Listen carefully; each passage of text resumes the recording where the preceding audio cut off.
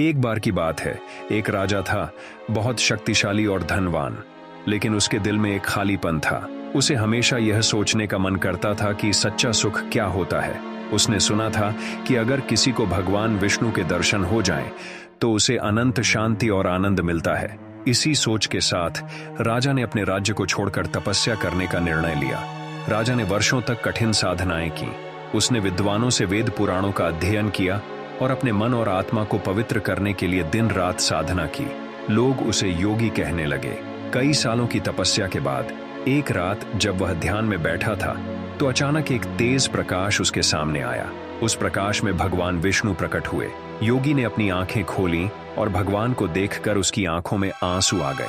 भगवान विष्णु ने मुस्कुराते हुए कहा, वत्स, तुम्हारी तपस्या से मैं प्रसन्न हूं। तुमने कठिन साधना की है, इसलिए मैं तुम्हें एक वरदान देना चाहता हूं। योगी ने कहा, प्रभु, आपके दर्शन से ही मैं धन्य हो गया हूं, मुझे और कुछ नहीं चाहिए।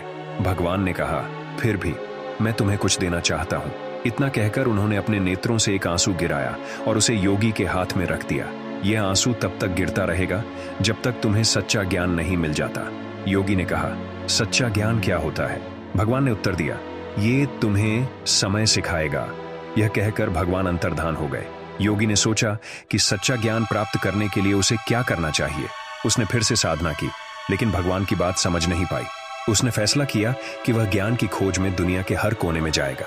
वह अपने गुरुओं के पास गया, विद्वानों से मिला, मठों और तीर्थों में गया। उसने सभी से पूछा, सच्चा ज्ञान क्या है? हर जगह अलग अलग जवाब मिले। किसी ने कहा कि वेदों का ज्ञान ही सच्चा ज्ञान है। किसी ने कहा कि ईश्वर के नाम का जाप ही सच्चा ज्ञान है। लेकिन वह जितना ज्ञान की खोज में आगे बढ़ता, उतना ही उलझन में पड़ता गया। योगी ने कई वर्षों तक यात्रा की। उसने हिमालय की गुफाओं में तपस्या की, नदियों के किनारे ध्यान लगाया और दुनिया भर के तीर्थ स्थलों का भ्रमण किया, लेकिन उसका मन संतुष्ट नहीं हो पाया। उसकी मुट्ठी में रखा वह दिव्य आंसू अभी भी बहता जा रहा था। एक दिन जब वह थक कर एक गांव के बाहर वृक्ष के नीचे विश्राम कर रहा था, उसने देखा कि एक गरीब व्यक्ति उसके पास आया। उस व्यक्ति के कपड़े फटे हुए थे और वह भूखा लग रहा था। उसने योगी से कहा, महाराज, मुझे कई दिनों से कुछ खाने को नहीं मिला है, क्या आप मेरे लिए कुछ भोजन का प्रबंध कर सकते हैं? योगी ने उस व्यक्ति की ओर देखा।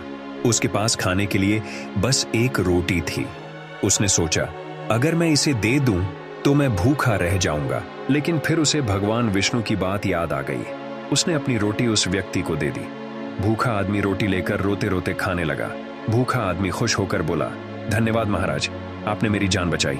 योगी ने भूखे आदमी की धन्यवाद सुनकर एक अजीब सी खुशी महसूस की।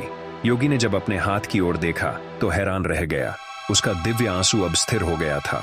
उसे समझ में आ गया कि सच्चा ज्ञान वेदों और साधना में नहीं, बल्कि दूसरों की सेवा में है। उस शाम योगी ने फिर से ध्यान में बैठा और उसकी आंखों से आंसू बह रहे थे। तभी एक बार फिर से तेज प्रकाश हुआ और भगवान विष्णु उसके सामने प्रकट हुए। उन्होंने मुस्कुराते हुए कहा, वत्स, अब तुम्हें सच्चा ज्ञान प्राप्त हो चुका है।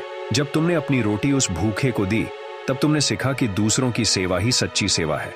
योगी भगवान के चरणों में गिर पड़ा और कहा, प्रभु, आपने मुझे मेरी भूल दिखाई। असली ज्ञान तो सेवा में है। भगवान विष्णु ने उसे आशीर्वाद दिया। सच्ची करुणा ही भगवान तक पहुंचने का मार्ग है। जो दूसरों की सेवा करता है, वही सच्चा ज्ञानी है। उस दिन से योगी ने अपना जीवन दूसरों की सेवा में समर्पित कर दिया। उसने न केवल भक्ति की, बल्कि हर जरूरतमंद की मदद की, भूखे को भोजन कराया और दुखी को सांत्वना दी। इस कहानी से हमें यह शिक्षा मिलती है कि सच्चा ज्ञान वही है जो हमें दूसरों की सेवा और करुणा का महत्व समझाता है। जब तक हम अपने जीवन में दूसरों के प्रति प्रेम और दया का भाव नहीं रखते, तब तक हमारा ज्ञान अधूरा है। सेवा ही असली ज्ञान की प्राप्ति कराती है। अगर आपको यह कहानी अच्छी लगी हो तो हमारे चैनल मॉरल फेबल टीवी को लाइक और सब्सक्राइब करना न भूलें। धन्यवाद।